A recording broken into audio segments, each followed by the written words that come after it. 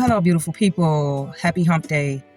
I just kind of left work and had a lot of thoughts flooding my mind.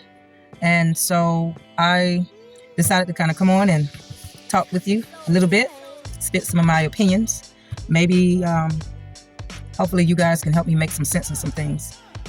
So today, I decided to assign a activity for my class where they needed to work in partners. Sometimes we have a lot of the girls, they love to partner up with their friends, their girls, and then the guys like to, hang out with their guys. So I don't have no problem with that. But when I assign a partner activity and then one of my students or maybe two of my students are kind of left hanging, I try to get them to partner up. So I decided to partner up a girl and a boy. And so the boy became so enraged because he felt like, no, I don't want to partner up with her. I can just, do it by myself. Now, I would agree with him, but his grades already starting off kind of not too good. So in order to help my students, work together, build teamwork, cooperate, and also when you have two brains coming together to collaborate, then, you have a better outcome. That's kind of how I see it. But yeah, he became so upset, and it seemed like the boys have more of a problem with working together with the females than the females having a problem working with the boys. And and sometimes the females, they'll roll their eyes like, oh boy, here we go. And I guess because some of the boys at that age can be annoying. But I always remind them, I said, look, we're just doing class work. I'm not trying to hook y'all up. Y'all ain't trying to be, I ain't trying to make y'all date or anything like that. It's just a 10-minute, 15-minute class assignment, and then y'all can separate and go on about your business. So with that being in mind, I know that I was trying to, understand what kind of children are we raising nowadays? Because I remember when I used to work with preschoolers, I'll say preschool pretty much up to about kindergarten, the girls and boys seem to work together pretty well. I mean, they would love to share hugs. They would share food. They would share toys. It depends on the type of toy. But it just seems very strange how they go from playing and sharing things together to, I'm reading text messages and this is like my moment of breathing. Like when I get off from work dealing with 60 students, plus my supervisors, and then, I got me some crazy, acting colleagues. I try my best to kind of regroup, and I love to go to the park. That's like my safe haven. But then now my kids are like, trying to get my attention. So I'm sorry if it seemed like I'm distracted.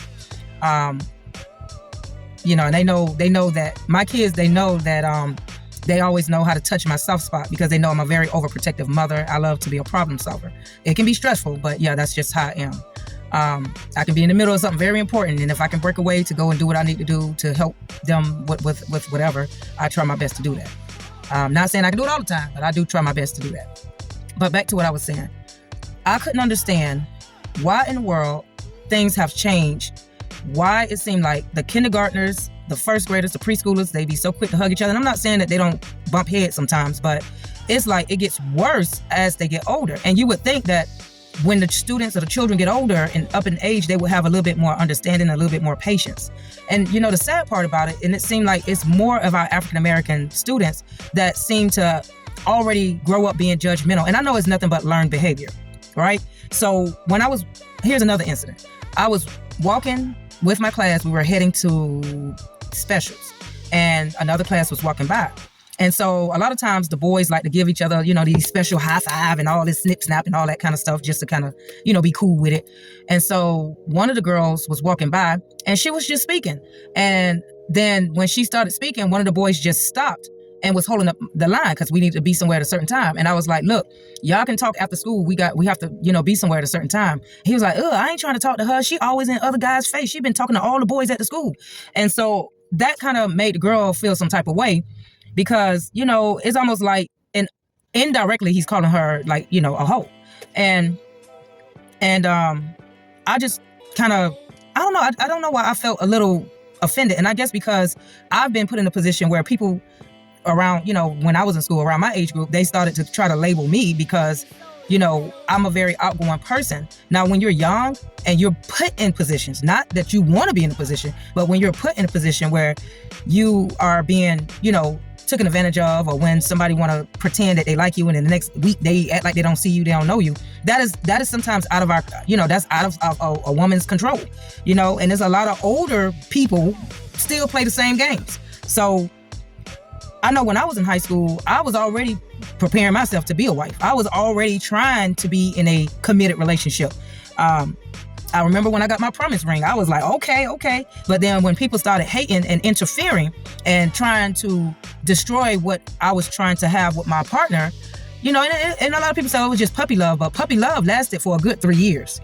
My puppy love lasted for 3 years. And that was before I actually settled down at 17 and actually got married, to the guy I settled down with. But the thing is, all of these labels, all of these, I don't know who came up with these labels, but because people have been taught to be judgmental, and I blame it on the Christians, I'm sorry. I blame it on the Catholic, I'm sorry. When you grow up and you are taught to look at people a certain way, and most likely if it ain't a way according to how other people within your group and your culture and your clan, if it ain't according to how they think people should be, then it's considered negative. It's almost like the Christians, they branched out. So we got the Baptists over here, we got the Methodists over here, we got the non-denomination over here, and everybody got something negative to say. Oh, they don't know how to follow the Bible right. Oh, they don't believe in Jesus. Oh, they believe in God, but they don't believe in the Son. It's like they created this whole division, which trickled down into our society. So who's to say, who got the authority to call somebody a thought, a whole, who came up with this? Because a lot of people have been through their sexual encounters and got body counts, and they still go to church, and they still go and repent, and they try to work on self-improvement and self-control. But a lot of people sit and look at people's mistake and they hold it over their head like people don't change. And people don't always want to be in the position that they're put in. If I could have stayed with the guy that I started out with, who took my virginity, if I could have still stayed with him till this day, I would probably still be with him. But because of the society with peer pressure, with people calling each other, oh man, you a simp, or people being so quick to say, man, you ain't in no relationship. You don't got to respect her. You don't got to settle down. Now you got everybody out there doing whatever, being risky, being reckless. And now we got a very, I'll just say, infected type of, people walking around. It's like people scared to get in relationships because they have trust issues. And then you got people that don't want to be honest and transparent. They walking around contaminating other people with STDs and viruses, and nobody want to be honest. So because they're being shamed, because of these labels, because of these judgments. Okay, so what do you say? How do you label somebody? Let me share a story. Okay, I know this girl that was living with her mother. Her mom was a single mom, but because she was depressed and brokenhearted, she started drinking heavy, and then she started to attract, I guess, guys that drink alcohol too. So we attract who we are. She attracted this guy. He's an alcoholic. Now we got him moving in with her and her little girl. Her little girl was being raped inside the home while the mama was sitting on the couch drunk.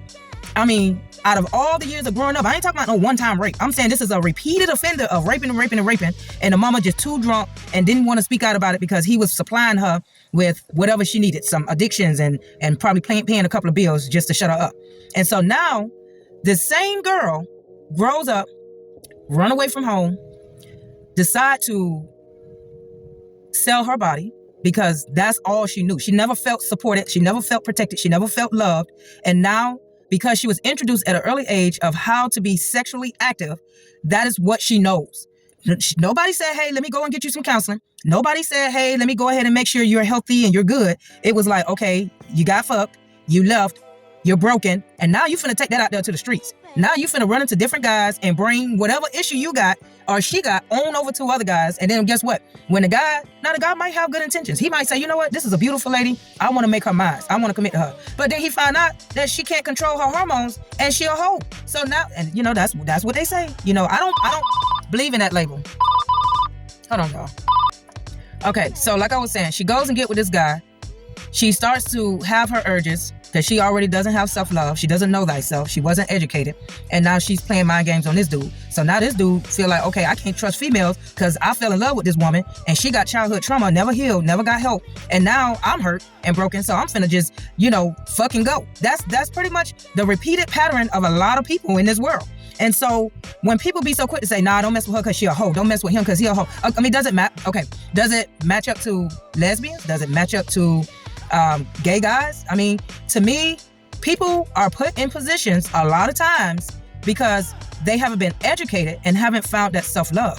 So they participate in risky behaviors. Now, by no means am I trying to encourage people to go out there and just, dog they, private part out. I'm not advocating for that, but I just want people to understand that we've been taught to be closed-minded and think one way, and especially in a Christianized, judgmental way, to the point to where now, you got people out here afraid to say, I need help.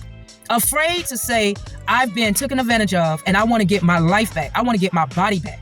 It's got women out here that say they numb, they get high, and they just do what they need to do to get by.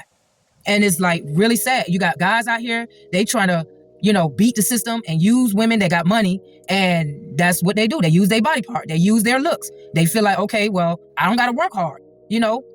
I can just use what I got. And I'm saying women do the same thing. But it's like, when do we get to a point in our life to where we say, you know what, I deserve better?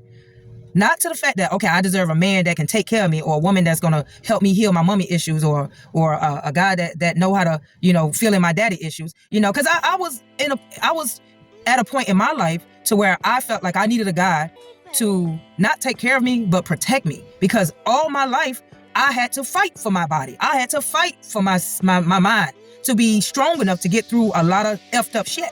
So at the end of the day, I am me. I can't walk around trying to impress everybody because everybody don't know my story. Nobody ain't been in my shoes. They have not been in my household behind my closed doors to understand my struggles. You know what I mean? But because I was put in positions that I didn't ask to be in, sometimes you become a product of your environment. Now, like I always say, when you know better, you do better. So I feel like these children, our future generation, we need to really educate them and get things right with them, because now, if boys are now seeing girls as gross, disgusting, already labeling them as hoes, they're not going to have no respect for these females. Everything already off balance, because you got men walking around with a skirt and thinking they still hard. You got men coming out, they done did 10 years, and I'm pretty sure they done dropped some soap bars, and then they want to come out and say, okay, I want to act like I'm straight, but I really, really want to drop some more soap. So you got everybody all over the place trying to play these different put on mask roles, and then you got these children learning the negative behaviors of what their environment is showing them. Like if you got people rapping about all these females are bitches, not every woman is a bitch. Not every woman is a hoe. Not every woman really want to be a hoe. Like I have said before, when I started out being sexually active, I had intentions on being with my one person, until I ended up moving, until things started to go wrong. When I got into another relationship, especially with my husband, I thought I was going to die old with him. I did not know that he was going to start getting horny for everybody else out there in the street. So he had childhood issues that he needed to face, and I couldn't solve that. I couldn't fix that. I already was wearing too many hats, trying to be a teacher, trying to be a mama, trying to be a student, trying to be a good wife, trying to be this, trying to be that. So I know when you love yourself, you don't really require a lot of help from everybody else. People are supposed to come together and match each other and help each other grow. Nobody should be up here saying, I need to feel validated, and then I need you to cover that spot. No, we need to be in a better spot, in a better mind space. And I'm not going to say I started out all perfect in my life. I ain't by no means saying that. All I'm saying is when you get to a certain point or a certain level in your life, and you start to really wake up, because I'm telling you, that spiritual awakening, and it's not just about religion. Oh, no. It's about the food you eat. It's about the kind of relationships you develop with yourself, within yourself, and with others. It's about what you do to occupy your time. It's all about upgrading yourself financially, mentally, emotionally. It ain't just about, okay, you just give up on a Christian religion. No, but it does rule most of the world. It does, because it got a lot of tools and a lot of information in the Bible that's telling you what you need to do, but it's missing a lot of information on how you need to do it. Really, it is. It really is. So, like I said, people grow together, People come into each other's lives to teach each other a lesson. We sometimes put in each other's lives for a reason, for a season. Only the divine knows what's best for us. But we have to not be so quick to be rigid and stuck in old, outdated ways of thinking, because we are creating children that's beginning to hate their own kind. Really, it's really sad. But yeah, I just kind of want to throw that out there. Please, guys, please help me help these children. Help me help these children, because it just hurts my heart that elementary students already calling each other hoes. You know what I mean? You got guys already hugged up on each other and they don't even know how to spell gay good. They don't even know how to spell good. And they already trying to do stuff that they done mimic and saw on YouTube or saw on social media or probably within their household. Ain't no telling, and I'm not trying to be, homosexual phobia or phobic or anything like that. It's just people just need to be true to themselves and true to who they are and what they want to be. You know what I mean? Not try to keep it a secret, and then you got all these issues going on health-wise. You're destroying your mental health. You're destroying your sexual health because nobody want to be honest. And we got everybody all mixed up and confused.